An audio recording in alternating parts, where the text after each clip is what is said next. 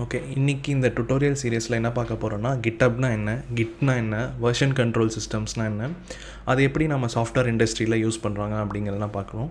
இது வந்து ஒரு பிகினர்ஸ் கைட் மாதிரி தான். ஓகே, ஸோ இது வந்து இன்ட்ரடக்ஷன் வீடியோ. இதுக்கப்புறம் வர சீரீஸ் எல்லாமே வந்து ஒன்றா கிட்டப் பற்றி என்ன, கிட்டப்பில் என்னென்ன கண்ட்ரோல்ஸ் இருக்குது, என்னென்ன கமாண்ட்ஸ் யூஸ் பண்ணலாம், அது எப்படி யூஸ் பண்ணலாம் அப்படிங்கிறத இந்த பிளேலிஸ்ட் நீங்கள் ஃபாலோ பண்ணிங்கனாலே உங்களுக்கு தெரியும். ஸோ கிட்டப்னா என்னென்னா, it's a cloud based service அப்படின்னு சொல்லுவாங்க. ஸோ சிம்பிளாக நம்ம வந்து எக்ஸ்பிளைன் பண்ணலாம். லைக் வந்து ஒரு சாஃப்ட்வேர் இண்டஸ்ட்ரியில் வந்து ஒரு வெப்சைட் பண்ணுறாங்கன்னு வச்சுக்கோங்க. அது வந்து ஒரு கம்ப்ளீட் கோட் பேஸில் இருக்கும். கரெக்டாக, அதாவது ஒரு கம்ப்ளீட் சாஃப்ட்வேர் வந்து ரெடி பண்ணுவாங்க கிளைண்ட்டுக்கு கொடுக்குறக்காக. இப்போது சப்போஸ் ஒரு 10 பேர் அந்த ப்ராடக்ட்டில் ஒர்க் பண்ணுறாங்கன்னா, இந்த 10 பேரோட கோடுமே வந்து ஒரு சிங்கில் இருக்கணும். கரெக்டாக, இப்போ இவன் ஒரு பட்டன் சேஞ்ச் போடுறான்னா, இப்போ ஒரு ப்ளஸ் பட்டன் கொண்டு வரானா, இவன் ஒரு மைனஸ் பட்டன் கொண்டு வரானா, ரெண்டுமே வந்து இதோட பேக் அண்ட் ஃபங்க்ஷனாலிட்டி ஒருத்தன் பின்னாடி இம்ப்ளிமெண்ட் பண்ணானா, இது எல்லாமே கம்ப்ளீட்டாக இந்த கோடு வந்து சிங்கில் இருக்கணும். ஒரு சின்ன எக்ஸாம்பிள் எடுத்துக்குமே, ஒரு வெப்சைட்டில் ஒரு கேல்குலேட்டர் வந்து ஒரு 10 பேர் டெவலப் பண்ணுறாங்கன்னு வச்சுக்கோங்க. ஒருத்தன் வந்து ஒரு அடிஷன் ஒருத்தன் வந்து யூஐ டெவலப் பண்ணுறான், ஒருத்தன் வந்து பேக் அண்ட் ஃபங்க்ஷனாலிட்டிஸ் டெவலப் பண்ணுறான் அப்படின்னு வச்சுக்குவோம். இப்போ வந்து இவன் வந்து யூஐ டெவலப் பண்ணுறவன் என்ன பண்ணுவான், ஒரு ப்ளஸ் பட்டன் அந்த இடத்துல கொண்டு வருவான். கரெக்டாக, இந்த பேக் அண்ட் ஃபங்க்ஷனாலிட்டி டெவலப் பண்ணுறவன் என்ன பண்ணுவான், இந்த ப்ளஸ் பட்டனை கிளிக் பண்ணால் என்ன நடக்கும் அப்படிங்கிறத வந்து அவன் வந்து எழுதியிருப்பான், கோட் எழுதியிருப்பான். இது ரெண்டுமே கம்பைன் பண்ணால் தான் ஒரு கம்ப்ளீட் கேல்குலேட்டர் என்னால் கொடுக்க முடியும். கரெக்டாக, கிளைண்ட்டுக்கு நான் டெலிவர் பண்ணும்போது ஒரு கம்ப்ளீட் சாஃப்ட்வேர் ப்ராடக்டாக தான் டெலிவர் பண்ண முடியும். இந்த யூஐ தனியாக பேக் எண்ட் தனியாக அவனுக்கு கொடுக்க முடியாது. ஸோ இந்த கம்ப்ளீட் கோட் பேஸுமே ஒரு இடத்துல வந்து மெயின்டைன் ஆகணும், so that it can be build and delivered. அதாவது இந்த கம்ப்ளீட் ப்ராடக்ட்டுமே ஒரு இடத்துல ஸ்டோர் பண்ணி வச்சா மட்டுமே அது கம்ப்ளீட்டாக பில்ட் பண்ணி ஒரு வெப்சைட்டாவோ ஆப்பாவோ கிளைண்ட்டுக்கு டெலிவர் பண்ண முடியும். ஸோ அதுக்கு யூஸ் பண்ணுறது தான் வந்து கிட்டப்னு சொல்லுவாங்க. ஸோ இந்த கிட்டப் வச்சு என்ன பண்ணலான்னா, அந்த கோட் அந்த கம்ப்ளீட் கோட் பேஸையும் ஒரு மெயின் ரெப்பாசிட்ரியில் வச்சுட்டு, அந்த ரெப்பாசிட்ரிஸ்லேருந்து பிரான்ச், இப்போ இந்த ஒரு டெவலப்பரும் ஒரு பிரான்ச் எடுத்து ஒர்க் பண்ணிவிட்டு அந்த கம்ப்ளீட் கோடையுமே வந்து மெயின் ரெப்பாசிட்ரிக்கு மர்ஜ் பண்ணிடுவாங்க. ஓகே, இது வந்து கொஞ்சம் புரியாத மாதிரி இருக்கும், பட் நான் கிளியராக எக்ஸ்பிளைன் பண்ணுறேன். ஸோ அதுதான் வந்து ஃபஸ்ட்டு இந்த ஸ்லைடில் சொல்லிடும். GitHub is a cloud based service that allows developers to store their code and manage them அப்படின்னு சொல்லலாம். இதை வச்சு கண்டிப்பாக வந்து ட்ராக்கும் பண்ண முடியும், சேஞ்சஸை வந்து கண்ட்ரோலும் பண்ண முடியும் அந்த ஒரு கோட்லேயும். ஸோ இதில் வந்து 2 மெயின் கோர் பிரின்சிபல்ஸ் இருக்குது. ஒன்று வந்து வெர்ஷன் கண்ட்ரோல் அப்படின்னு சொல்லுவோம், இன்னொன்று வந்து கிட் அப்படின்னு சொல்லுவோம். ஸோ இந்த வெர்ஷன் கண்ட்ரோல்லாம் ஒன்றும் இல்லை, அதே தான்.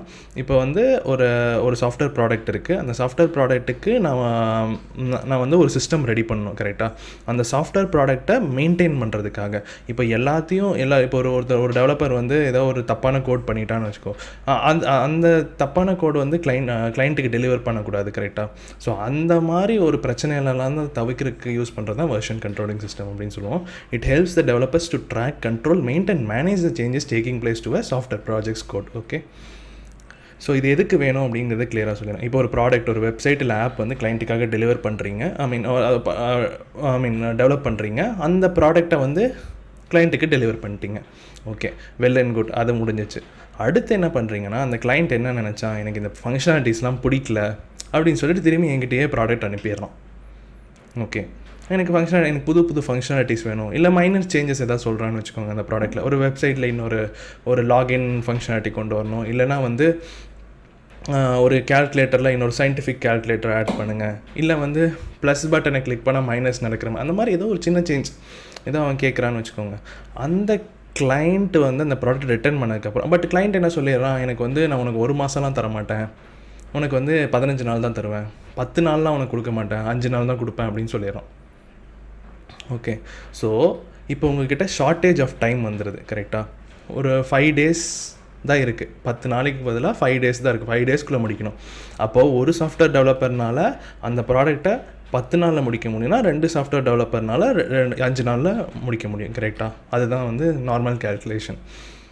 ஸோ ஆனால் இப்போ ஒரு ப்ராடக்ட் கோட் பேஸ் நம்ம மெயின்டைன் பண்ணுறோம். அந்த கோட் பேஸில் இப்போ ஒரு டெவலப்பர் ஒரு ஸ்டைல் ஆஃப் கோட் எழுதிட்டு இருக்கான், இன்னொரு டெவலப்பர் இன்னொரு ஸ்டைல் ஆஃப் கோட் எழுதிட்டு இருக்கானா, இப்போ ஒரு டெவலப்பர் ஏதோ ஒரு தப்பு பண்ணாலோ, இல்லை வந்து அவுட் ஆஃப் சிங்கில் போனாலோ, கண்டிப்பாக மெயின் ப்ராடக்ட் கரெக்டாக வராது, டைமும் கம்மியாக இருக்குது. இதுக்காக இந்த இடத்துல கிளியராக யூஸ் பண்ணப்படுறது தான் வெர்ஷன் கண்ட்ரோலிங் சிஸ்டம். இந்த இடத்துல கண்டிப்பாக வெர்ஷன் கண்ட்ரோலிங் சிஸ்டம் ரொம்ப யூஸ்ஃபுல்லாக இருக்கும். இதில் 2 கான்செப்ட்ஸ் இருக்குது ஆக்சுவலி, பிரான்ச்சிங் அண்ட் மெர்ஜிங் அப்படின்னு சொல்லி 2 கான்செப்ட் இருக்குது. ஸோ இந்த பிரான்ச்சிங்னால் என்னென்னா,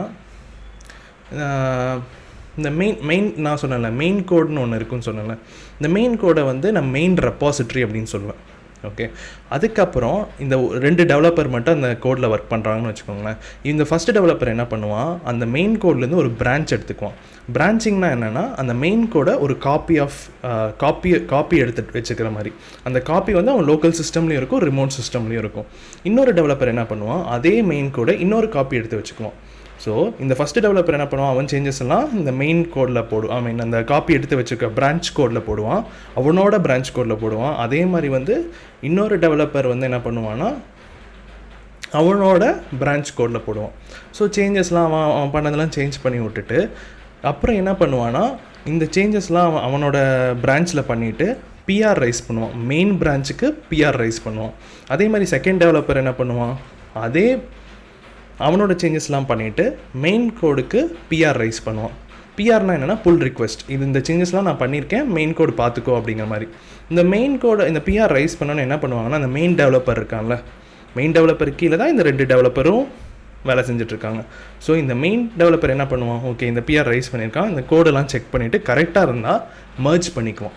ஸோ அந்த அடுத்த கான்செப்ட் என்னென்னா மர்ஜ் பண்ணிக்குவோம். மர்ஜ் என்னென்னா என்ன ஆகுனா, இந்த லோக்கல் பிரான்ச்சில் இருக்கிற கோடெல்லாம் இந்த மெயின் பிரான்ச்சுக்கு சிங்க் ஆயிரும். ஸோ ஃபஸ்ட்டு டெவலப்பரோட கோடு எல்லாமே வந்து இந்த மெயின் டெவலப்பர் இருக்காங்க, இந்த மெயின் டெவலப்பர் பார்த்துட்டு என்ன சொல்லுவான், ஓகே கோட் இஸ் ஃபைன் அப்படின்னு சொல்லிட்டு மர்ஜ் பண்ணிடுவான். அதே மாதிரி செகண்ட் டெவலப்பரோட கோடெலாம் பார்த்துட்டு பிஆர் கரெக்டாக இருந்துச்சுன்னா மர்ஜ் பண்ணிக்குவோம்.